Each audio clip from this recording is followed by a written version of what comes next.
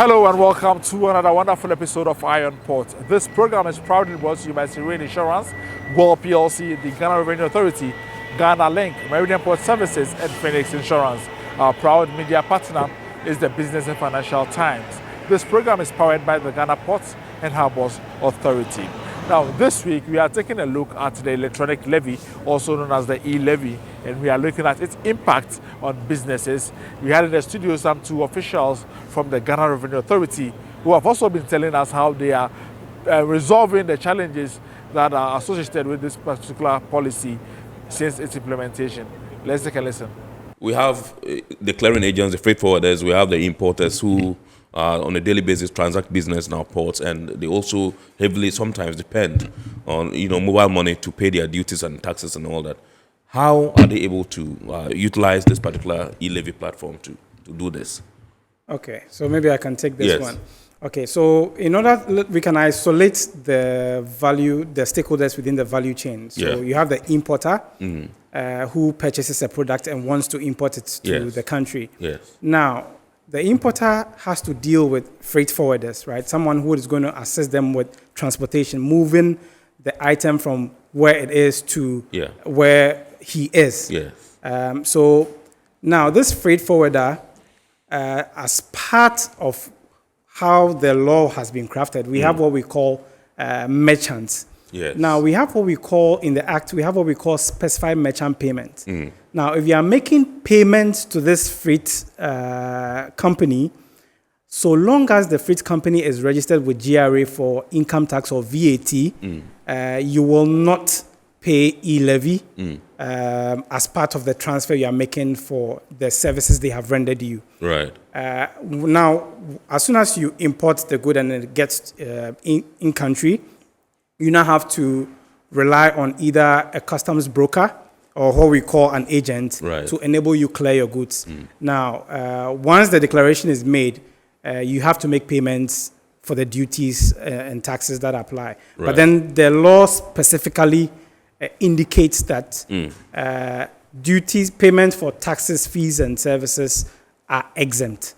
So in that regard, if you are importing and then you are clearing your goods, e-levy is not applicable to the list of transactions that you may have to pay. E-levy is not applicable to clearing of goods. Yes. Which transactions, so to speak, are affected by e-levy?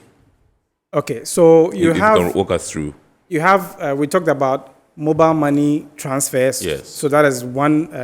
You transfer from one mobile money operator to another mobile money operator. Yes.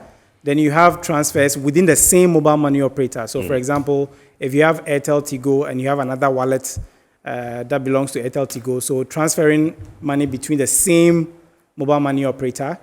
So you have what we call on-net and then off-net. Then we come to transfers from a mobile money wallet account to a bank account.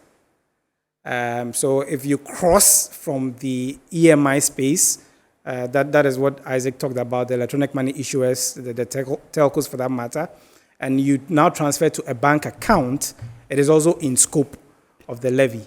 And then when you do the reverse, when you move funds from a bank account to a mobile money wallet, it is also in scope of the levy. Isaac, would you want to add to it? Yes, and also if an individual is making a bank transfer using any of the digital apps, that's also in scope. Right. So what is out of scope will be corporate accounts making bank-to-bank transfers. Right. That means if a corporate entity wants to send transfer to another bank account from a bank account, it's also out of scope. Right. Yeah. So basically, these are the ones. From your submission, Mr. Poku, are you trying to say that all importers must acquire the merchant's SIM? So the importer is it mandatory? Yes. Usually, what the importer needs is their taxpayer identification number. Okay. Because that's what will be used in your declaration. Yes. So once you have that, it is the company providing you the services to transport your goods, whether it's an airline or a shipping company. It is that company that needs to be registered with GRA for income tax or VAT. Yes. So that if the importer is now making payment for his goods being shipped from one country to the other, that importer wouldn't be charged the levy. Yeah. Okay, so let me come to you and Mr. Amako. Let me add a little to Nane's. Right. Because for Okay. importers, most of the time, so far as import is concerned, they will be paying the duties and taxes. Taxes, yeah. So they would use the Ghana.gov platform where Right. they would have generated the bill of lading Yeah. and those declarations. Yes. Those are all exempt Okay. from the E-levy. Okay. Once they All pay right. So on that the was going to be my Ghana.gov. next question. Whether there are categories of people or entities that are exempt from the E-levy. So the way the E-levy law was crafted, it didn't exempt entities. It rather exempted the type of transfer. Right. And the type of transfer, Nana has enumerated all. So if the type of transfer is a mobile money transfer within the same network, it is taxable. If it is from one network to another network, it is also taxable. Right. Then between a bank and a mobile money network, and then within a bank. So that is how the law was crafted. Entities were not exempt. So when we are implementing, sometimes we try to go by what the law says without necessarily exempting an entity. Right. So in recent times, ECG, Ghana Water, these entities have come into the fray. What we do within the system is what Nana explained, specified merchant exemption. Yeah. So insofar as these entities are in good standing within the tax system, when you make transfer to them, it is exempt. Or they would also come under the categories of charges, fees, government charges and fees, Fees, yeah. which are exempt. So Right. it is the type of transfers that are exempt and not necessarily the entity itself. Are there any special dispensations that are applicable, that have been applied to some perhaps categories of entities and people with the implementation of the E-levy?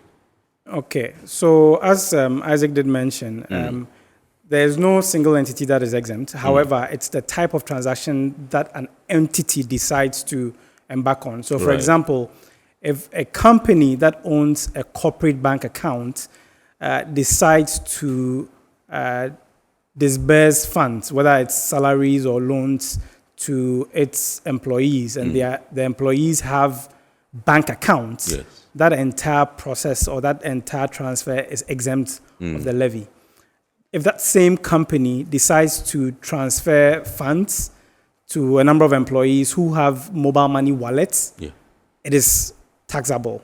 So you realize that it's the nature of the transfer that would determine whether or not E-levy is applied to it, but not specifically for, the exemption is not specifically for an entity. It's the type of transfer or the type of transaction that an entity decides to embark on. So in this case, the company that owns a corporate bank account, Yeah. making a transfer to its employees or whoever is the recipient who also has a bank account, will not suffer E-levy. Can I add a bit Okay, to please, Nane's? please do. Because you asked for special dispensation. Probably we will not call it special dispensation. We will call it the exemptions that are granted within the scope of the implementation. We've listed some already, the 100 Ghana and the 20,000, the self, the taxes, fees and charges, check transfers, specified merchant payment, then principal, master agent, and agent transfer. So we may call them special dispensation, but in our terminologies, we call these are exempted transactions. Right. If you Okay, so if, let's say, a company, an entity employs some people and it's going to pay them using, electronic means, does the E-levy apply? It depends on the means the entity would use to pay. pay them.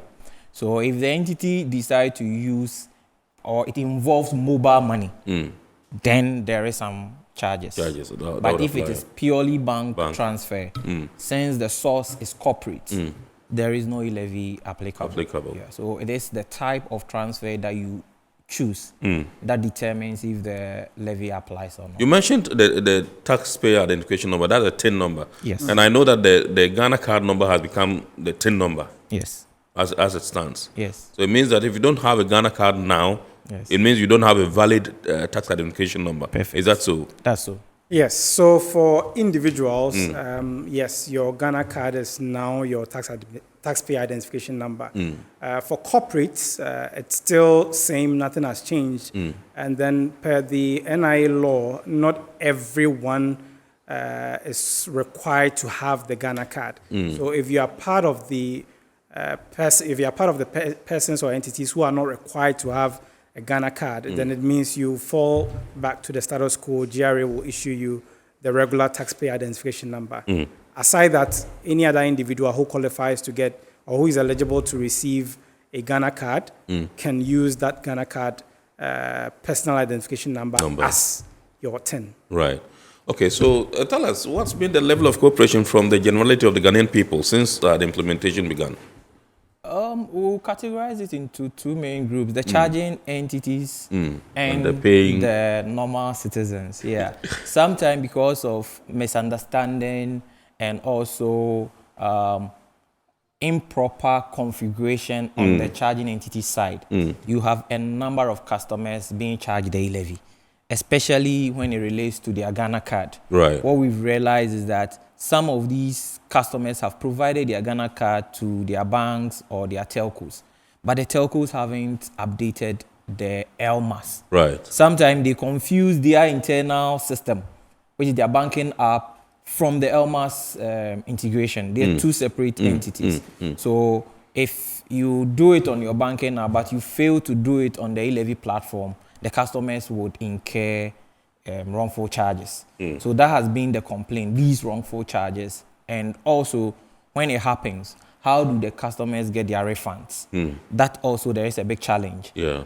The entities seem not to have operationalized the process of customers calling, making a complaint, they taking the customer's detail, and then applying for refunds on behalf of the customers. Yeah. Most times, they just send these customers away and tell them that the government have taken your tax. There's nothing you can do. Yeah. If you want your money back, go to GRA. Yeah. So you see customers coming to our premises wanting their refunds. But the procedure is that the entity that charged you the wrongful charge is the one who's supposed to do the refund on your behalf to the GRA, so that it would be automatically credited to the account that was used when the transfer was being made. That's most of the challenge we face. So those were some two officials of the Ghana Revenue Authority telling us how they are resolving the challenges that have cropped up as a result of the implementation of this particular electronic levy, also known as the E-levy. Iron Port returns after this break. Ohima, what will you take your number first? By you. You have to say take your number, give me. Guys, now I'm tired. I'll go on a date with whoever gets here first. Princess, really? Okay, I come. Shut up! Mame, feel me can't remember what it. Boss, fill my tank with Super XP Ron 95. Fill up with Super XP Ron 95 and Diesel XP high performance products from Goyle.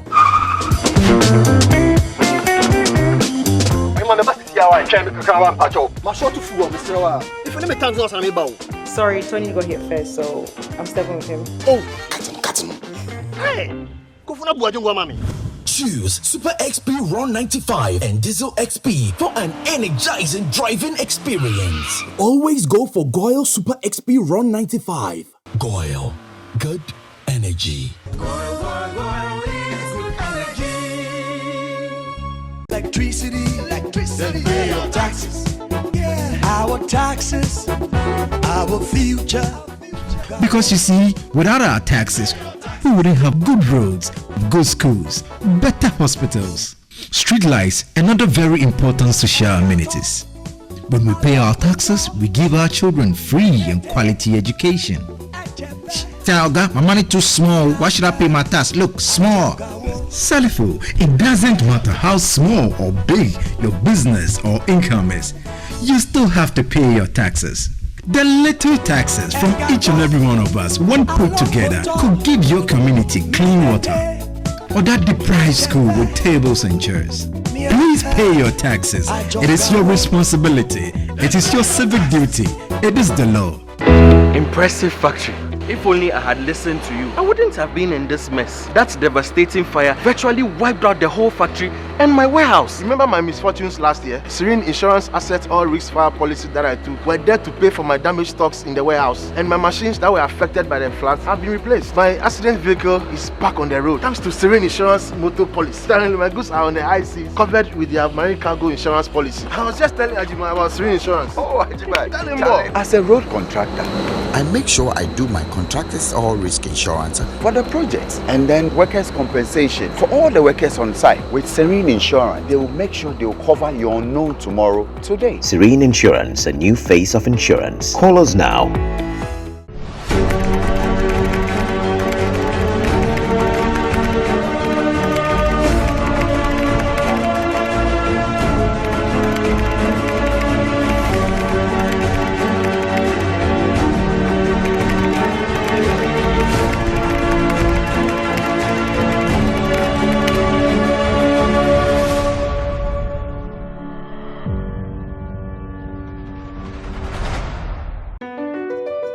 MPS Terminal 3 is Africa's new state-of-the-art container terminal at Tema Port. For manufacturers, agro-processors and traders, the new port means business can be done faster. This infrastructure boost will improve Ghana's port handling capacity, connect more trading routes, and oil the engine of growth for the economy, creating greater opportunities across all sectors as Africa's markets merge and become the largest trading bloc globally. MPS, we connect, you thrive. Business and life can be like the sea sometimes. Sometimes serene, sometimes calm, sometimes turbulent, and at times it brings the unexpected.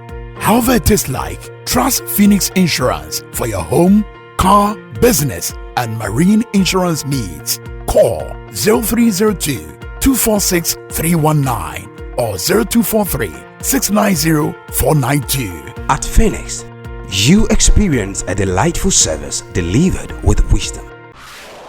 Welcome back from the break. Now, news and activities happening within the port and maritime industry next.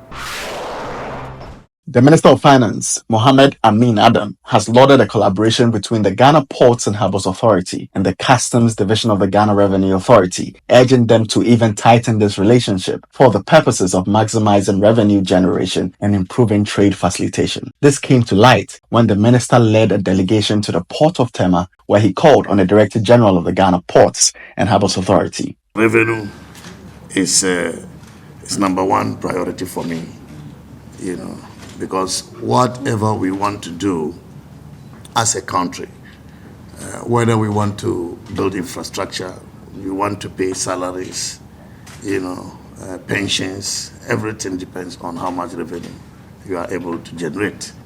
And given that Tema Harbour is the gateway to our country, we must make sure that we maximize the potential of the harbour for increasing the revenue of the state, so that we can be able to address our development challenges. Mohammed Amin Adam also called for joint inspection procedures to be properly followed. There is also the issue of multiple agencies that in their own right want to perform their duty, but they do this in silos. That also has to be addressed. And clearing agents in particular have complained about having to go to several agents to get clearance before they eventually clear, goods. What I understand from the customs is that they do joint examination. And so beyond the joint examination, we should not have other stopping, points, which brings delays and then thereby increase the cost of doing business, both on your side, because you have to provide facilities for all these agencies, but also on the side of the business people. The new government appointee, who touched on growing public concern for the high cost of doing business at the ports, said it is about time for all stakeholders to take a second look at local administrative charges of shipping lines at the ports. We must move towards a system that reflects standards elsewhere in other ports. even ports that are very closer to us, where such local administrative charges are not allowed. Why do we allow them in Ghana? So is it that the shipping lines, are taking us for granted? Is it that the shipping lines are not regulated? He supported a cause for the creation of more inland ports when touching on the ongoing project in Boankra. I believe that there is value in establishing these inland ports in these areas. Apart from them being holding centers, they also enable us to trace every penny that we need to collect for the benefit of the state. And so, just as you've done with Boankra, you may want to start looking at Hamile and a community along the Eastern Corridor area. The Director General of GPHA, Michael Luguje, said the Port Authority continues to provide expanded facilities at both Tema and Takoradi ports to improve maritime trade in the country. He said, contrary to claims that port handling charges are high, the Port Authority's charges constitute less than 10% of the total charges importers pay to clear their goods. We have done quite a number of studies, and the most recent one was just about, I think, early part of this year, when we were at EMT, led by the Shippers Authority, to present port charges or cargo clearance charges through our ports. And it was obvious that out of the total charges, the Port Authority's contribution is less than 10%. We are in a very, very, very independent environment, different actors. The Port Authority's regulations have a limit to which they can affect private entities' operations, and their tariff regime, their charges, and the rest. The DG also called for government's intervention in strengthening security across the country's land borders to prevent smuggling. Where is the motivation? Our suspicion is that the motivation is smuggling. Those who do that, it means they look for all the loose routes and then try to come into the country with it. And that cannot be, that alone is a very difficult task. It cannot be significant enough for us to create the impression that it's because Ghana is not attractive, a lot of cargo is going there. We don't have any data to support that. But we want to use this opportunity to just plead that government, of course, the border authorities, do everything possible to provide extra policing to the borders so that we can prevent the few who are succeeding in doing this smuggling and creating this bad impression.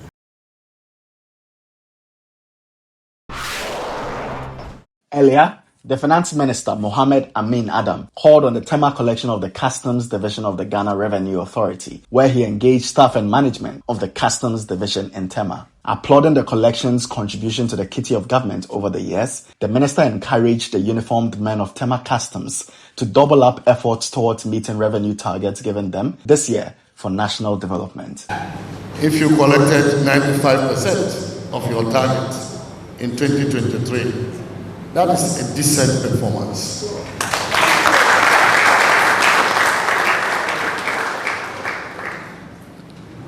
But you also know that year to date in 2024, you are short by about 11.3%.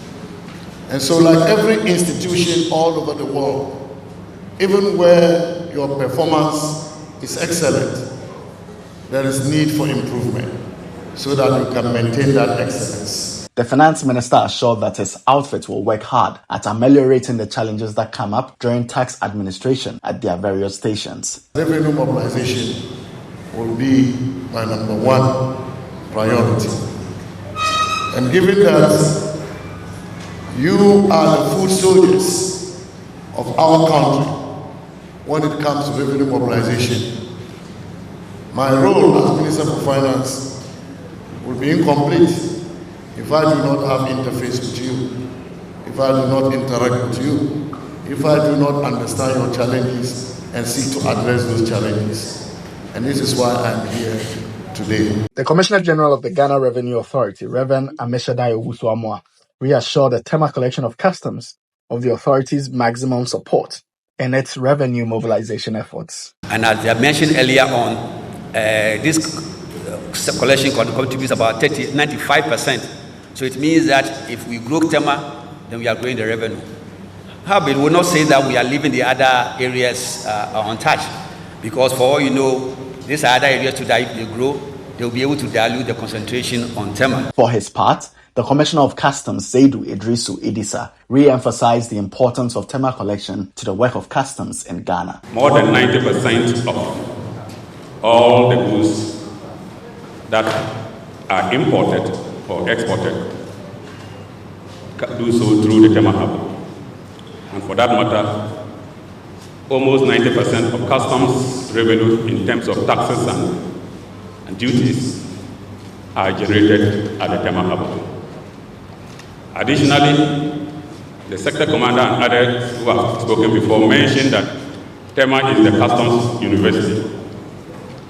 We say this because goods are cleared from the port using what we call customs regimes.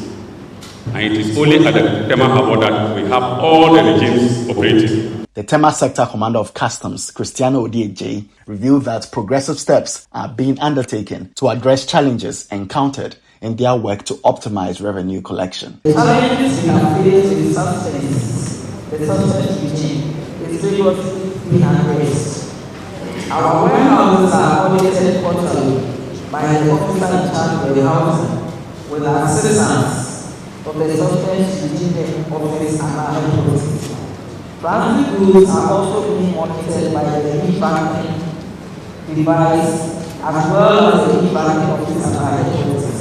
And high-risk goods such as alcohol are being given a human escort in addition to the e-banking device.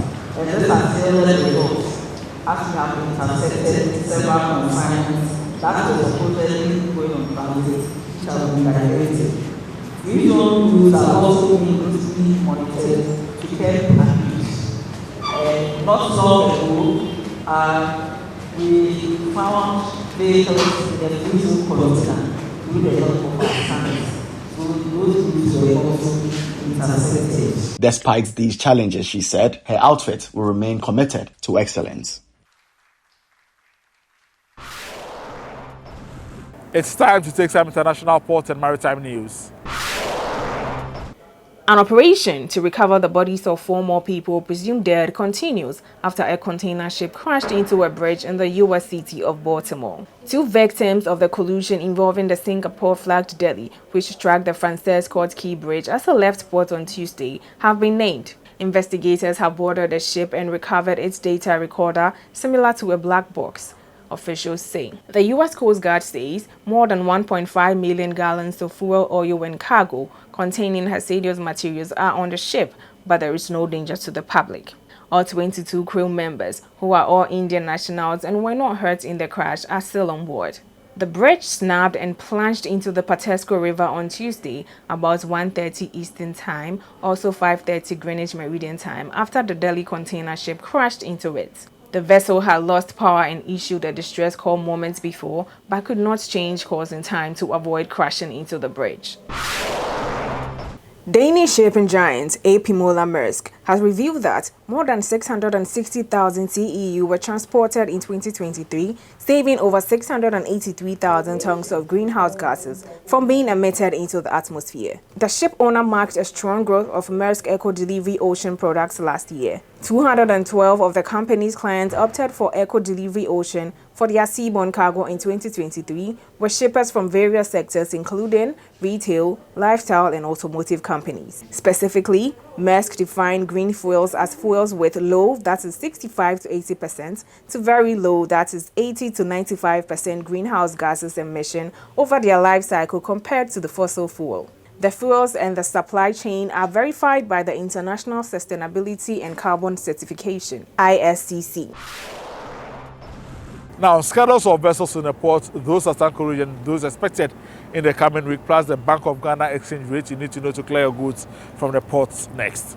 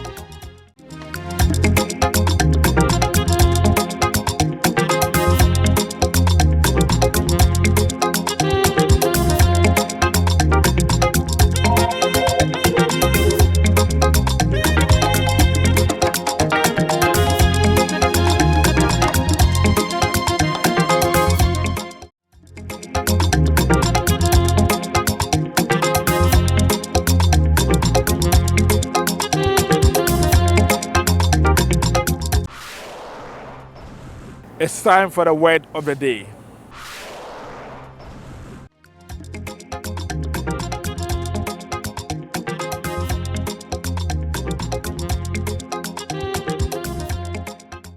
A restore is a move where a container is offloaded from on board the ship and put back onto the ship either at the same store position or a different store position.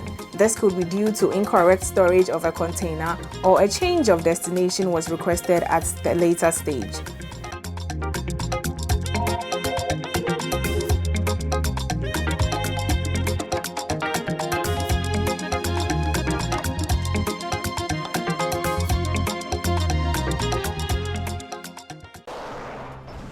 We have your comments coming up next. Hello, Iron Pod. I'm Alfred from Spentex. Just to be sure, I want to know if you mean E-levy shouldn't be charged when I send Momo from my Vodafone to my MTN. How do I enjoy this since I'm the owner of both lines? Hello, Alfred. This is the response from our representatives from GRA. Alfred has to report to their charging entities, the two charging entities, that's Telecel and MTN. Right. That they should update his Ghana card on the GRA Elmas platform. Then he can start getting the exemption. Hi, I'm Matu from Dansuman. I'm surprised to hear that these off-the-counter deductions are illegal. Can we get a lot more education on this, GRA? Because I can say from experience that this is a common practice. Hi, Ato. This is the response from our representatives from GRA. We have engaged the charging entities as well as Bank of Ghana to come up with a directive or a joint press release, for that matter, that spells out some of the activities that are not permissible. So I think in due course, when that press release comes, we will have information as to which activities are not permissible. So this is why we draw the curtain on this week's episode of Iron Pot. Thank you for watching and thanks to the entire crew. Join us same time next week.